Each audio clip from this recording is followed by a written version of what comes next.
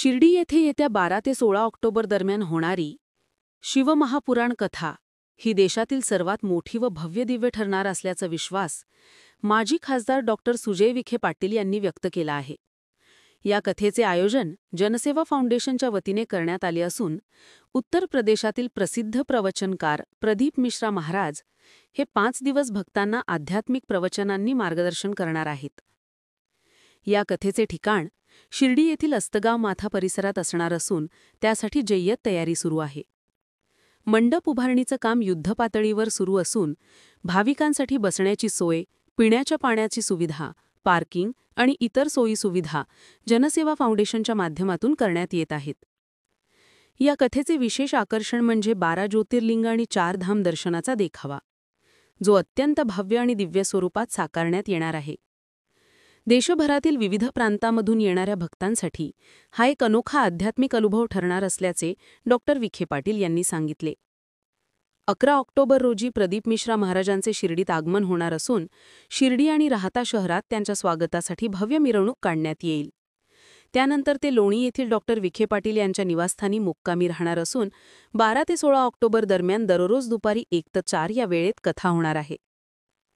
महाराष्ट्रात प्रदीप मिश्रा महाराजांची ही कथा विशेष ठरणार आहे, कारण पावसामुळे रद्द झालेल्या त्यांच्या पूर्वनियोजित 3 कथांनंतर हीच पहिली कथा महाराष्ट्रात पार पडणार आहे. मिश्रा महाराजांच्या प्रत्येक प्रवचनास 3 ते 4 लाख भाविक उपस्थित राहतात.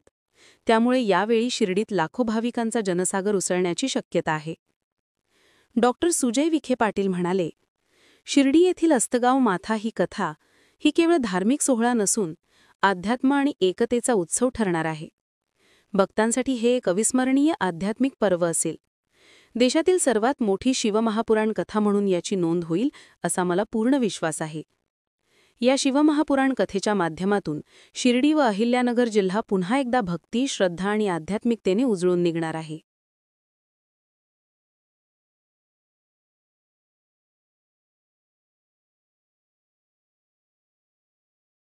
कार्यक्रम कसा असणार आहे, रूपरेषा काय असणार आहे, किती भाविक येणार आहेत? आजपर्यंत जर तुम्ही इतिहास पाहिला तर परमपूज्य प्रदीप मिश्रा महाराजांच्या कथेला किमान 3 लाख कमीत कमी लोक असतात. महाराष्ट्रामध्ये अशी परिस्थिती निर्माण झाली आहे की मागच्या 3 कथा त्यांच्या कॅन्सल झाल्या पावसामुळे. कृष्णेश्वरला होती, जळगावला होती आणि ऑनलाईन कथा झाल्या.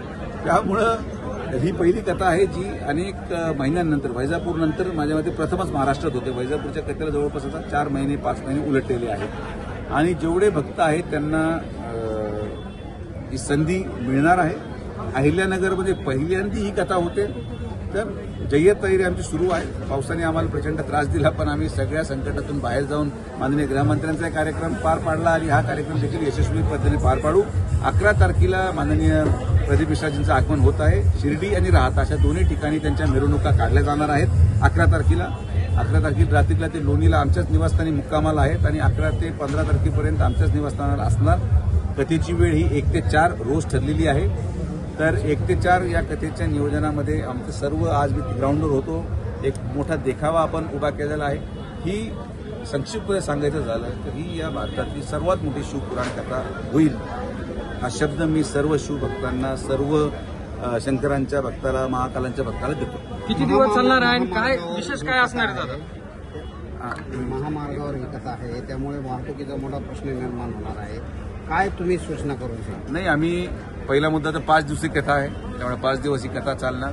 महामार्गावर ही कथा होत असताना अगोदरच बाबांच्या कृपेने किंवा परमेश्वराच्या कृपेने ट्रॅफिक डायव्हर्ट झालेली आहे रस्त्याच्या कामासाठी. हेवी ट्रॅफिक तशी त्या रस्त्यावर नाहीये आणि जेवढा तो कथेचा मंडप आहे, साधारण जेवढा फ्रंट आहे तेवढाच फक्त वन वे केला जाणार आहे. कथेच्या बाजूचा रस्ता फक्त आम्ही नो व्हेकल झोन करतो. एक बाजूला गाड्या चालत राहणार आहे. त्यामुळे आणि आमचे सुरक्षक रक्षक आहेत, आमचे स्वयंसेवक आहेत, हे ट्रॅफिक जाम होऊ देणार नाहीत.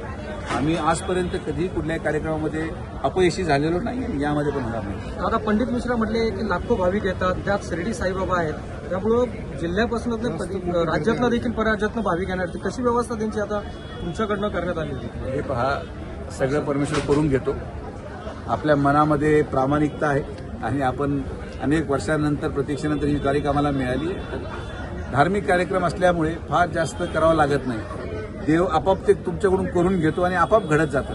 जेव्हा चांगलं मन असेल, जेव्हा भाविकांची इच्छा असेल, भाविकांची जर इच्छा असेल परमार्थाकडे जायची, महाकालाकडे जायची, तर महाकाल देखील भाविकांना तेवढ्याच मोकळ्या मनाने स्वीकारेल ही भावना ठेवून आपण कथेचं आयोजन करतो. तुम्ही पाहाल की कथा आपोआपच यशस्वी होईल आणि तुम्ही शेवटच्या दिवशी जेव्हा माझी मुलाखत घ्याल तर सांगत्यापर्यंत आम्ही 8 लाख लोकांचं नियोजन करण्याची क्षमता ठेवतो आणि ते आम्ही करून दाखवू. दादा आरक्षण